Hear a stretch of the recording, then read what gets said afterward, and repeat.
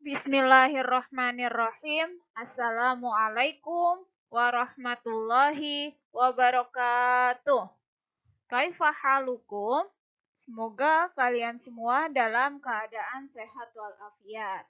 Oke, bertemu lagi dengan Ibu Mufida. Pada pagi hari ini kita akan mempelajari buku Bupena 3C, tema 5 pada subtema 2, pembelajaran 3 dan 4.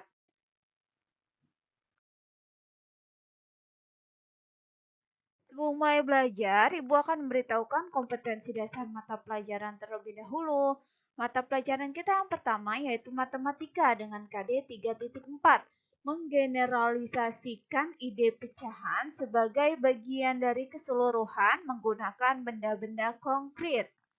Mata pelajaran kita yang kedua bahasa Indonesia dengan KD 3.3. Menggali informasi tentang perubahan cuaca dan pengaruhnya terhadap kehidupan manusia. Mata pelajaran kita yang ketiga SBDP dengan KD 3.3. Memahami dinamika gerak tari.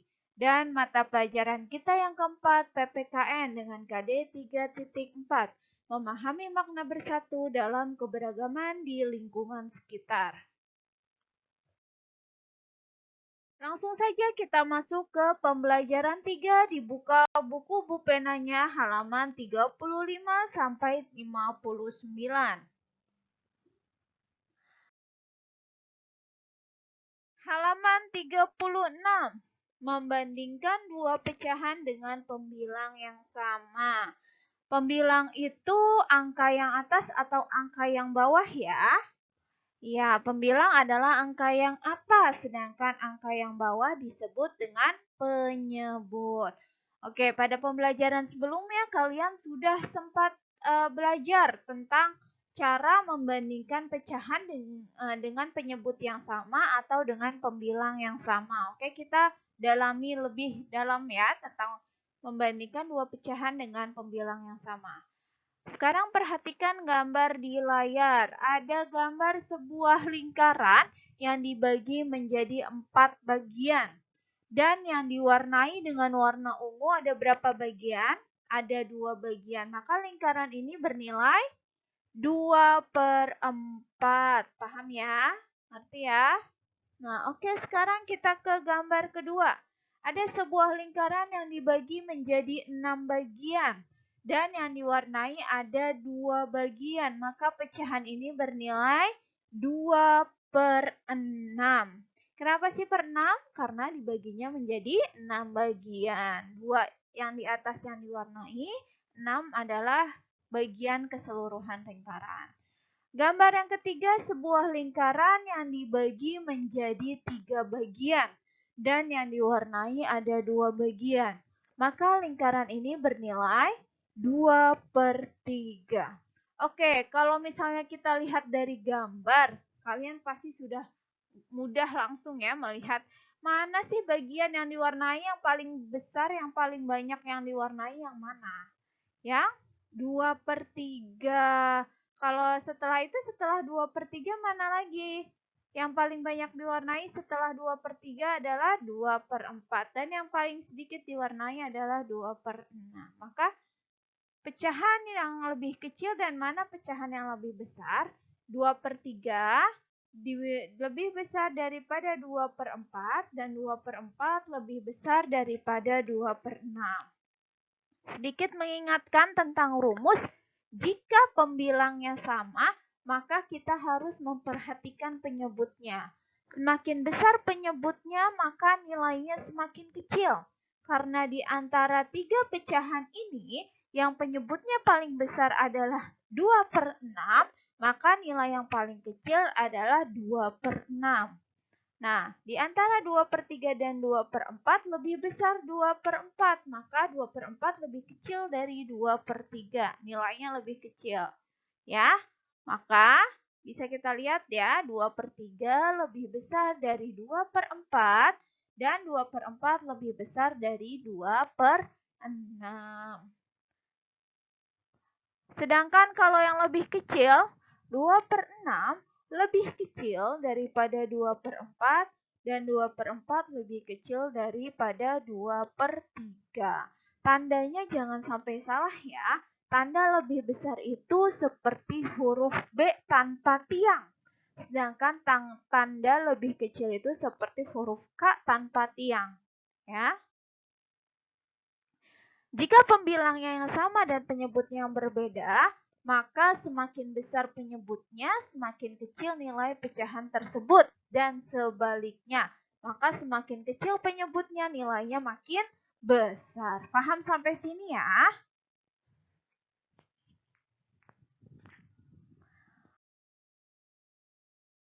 27. Ayo berlatih. Nomor 1. Tuliskan nilai pecahan dari bagian benda yang diarsir. Setelah itu bandingkan menggunakan lebih dari atau kurang dari. A. Lihat gambarnya. Yang diarsir satu kotak itu satu persegi panjang dibagi menjadi 8 kotak. Yang diarsir ada 5 kotak. Maka nilainya 5/8.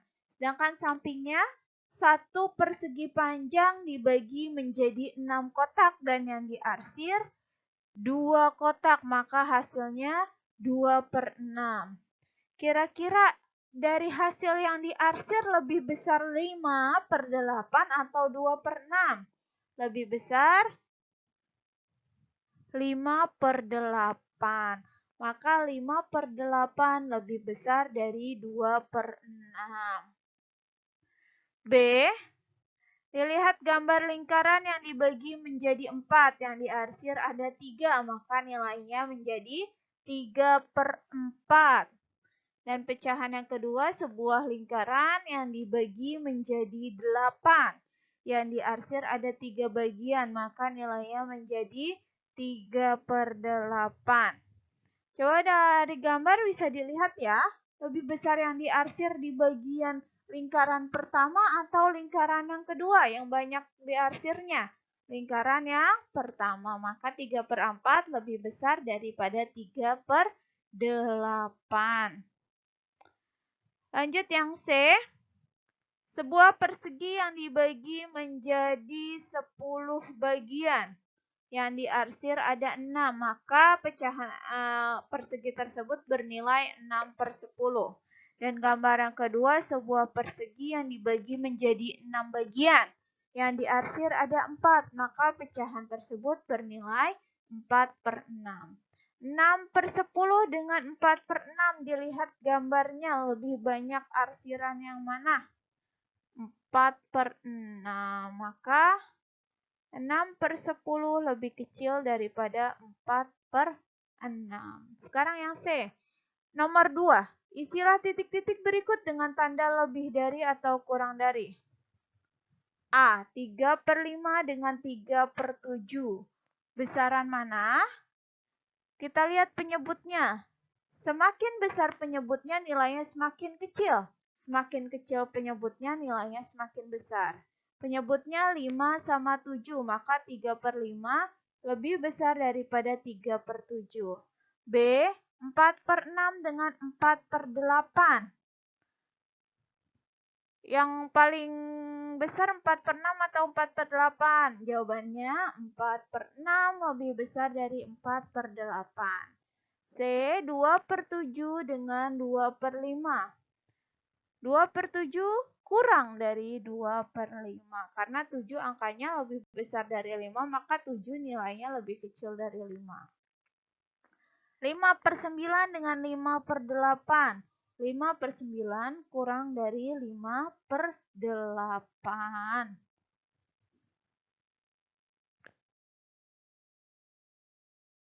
Oke, kita lanjutkan ke halaman 38. Ayo berlatih. Di situ ada sebuah teks tentang yang berjudul persiapan menghadapi perubahan cuaca. Ibu beri waktu kalian terlebih dahulu untuk membaca teksnya.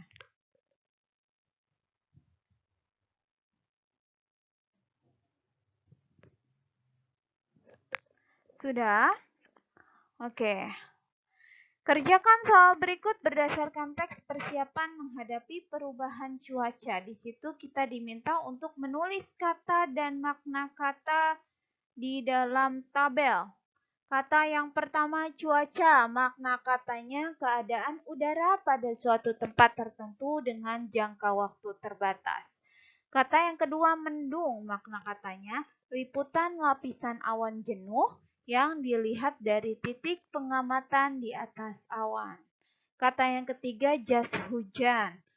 Makna katanya jubah dari plastik dan sebagainya sebagai penahan air hujan. Dan kata yang keempat hujan, makna katanya titik-titik air yang berjatuhan dari udara karena proses pendinginan. Kata yang terakhir biang keringat, yang maknanya ruam atau bintik-bintik merah pada kulit.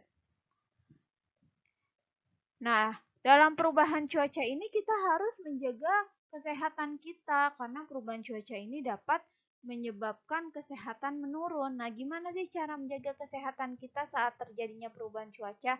Antara lain kita bisa dengan memperbanyak makan buah dan sayuran, minum vitamin, dan berolahraga secara teratur. Apalagi dengan kondisi yang sekarang, masih kondisi pandemi, masih ada virus, jadi kita harus benar-benar menjaga kesehatan kita. Kita lanjutkan ke halaman 39. Menari secara berkelompok. Menari secara berkelompok membutuhkan kerjasama antar penari yang baik. Kenapa harus kerjasama? Biar tariannya semakin indah. Coba kalau misalnya satu kelompok tari ada 6 orang. Yang satu gerakannya seperti ini, yang satu seperti ini. Mereka tabrakan. Akhirnya tariannya tidak menjadi indah. Maka dalam menari kelompok ini harus membutuhkan kerjasama antar penari. Faktor yang menentukan menarik atau tidaknya suatu pentas tari adalah kekompakan gerak penari. Kalian pernah melihat kan tari saman? Coba dilihat kalau misalnya tari saman tapi tidak kompak, kira-kira bagus nggak hasilnya? Pasti acak-acakan ya. Nah, yang satu tangannya ke atas, yang satu tangannya ke bawah. Kecuali kalau misalnya udah kombinasi tarian itu pasti bagus. Tapi kalau misalnya yang satu tangannya ke atas, yang satu kemana gitu, nggak kompak mereka. Maka itu tidak menarik tariannya, orang jadi males melihat tariannya itu.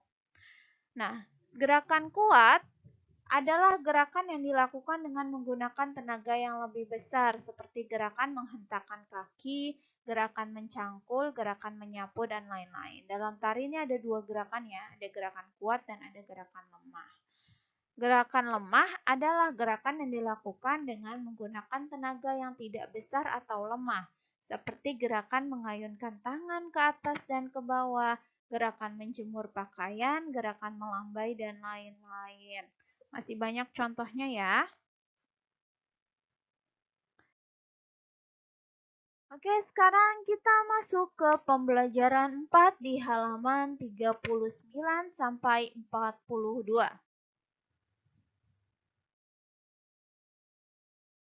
Halaman 41, kerjasama dalam keberagaman di sekolah.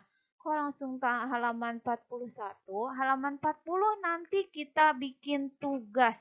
Tugasnya terlampir ya, nanti Ibu beritahukan tugasnya apa yang di halaman 40 itu. Kita langsung bahas ke halaman 41. Contoh perwujudan sikap bersatu di sekolah adalah misalnya bisa saat kalian bermain sepak bola pas jam olahraga. Pas jam olahraga ya, kalau jam istirahat tidak boleh bermain sepak bola. Terus atau sikap bersatu bisa dilihat ketika kerja kelompok dan piket kelas. Nah, tujuan piket kelas ini apa? Tujuan piket kelas adalah terjaganya kebersihan dan kenyamanan bagi semua penghuni kelas. Nah, dalam piket, petugas piket ini bertanggung jawab untuk membersihkan kelas. Tetapi siswa lain yang tidak piket juga harus berkewajiban menjaga kebersihan kelas. Jangan mentang-mentang dia nggak piket, main buang sampah sembarangan. Nggak boleh ya. Tetap harus berkewajiban menjaga kebersihan kelas. Nah, petugas piket yang bertanggung jawab untuk membersihkan kelasnya. Yang ketiga, manfaat sikap kerjasama, yaitu yang pertama dapat memperkokoh persatuan, selanjutnya dapat mempererat persaudaraan, selanjutnya menjadi pendorong semangat gotong royong, serta menjadikan pekerjaan terasa lebih ringan dan lebih cepat. Alhamdulillah, pembelajaran kita pada pagi hari ini selesai. Terima kasih atas perhatiannya. Jika masih ada hal-hal yang belum kalian pahami, silahkan ditanyakan kepada wali kelas masing-masing. Dan untuk tugasnya akan dilampirkan ya, akan dijelaskan nanti setelah ini. Terima kasih. Wassalamualaikum warahmatullahi wabarakatuh.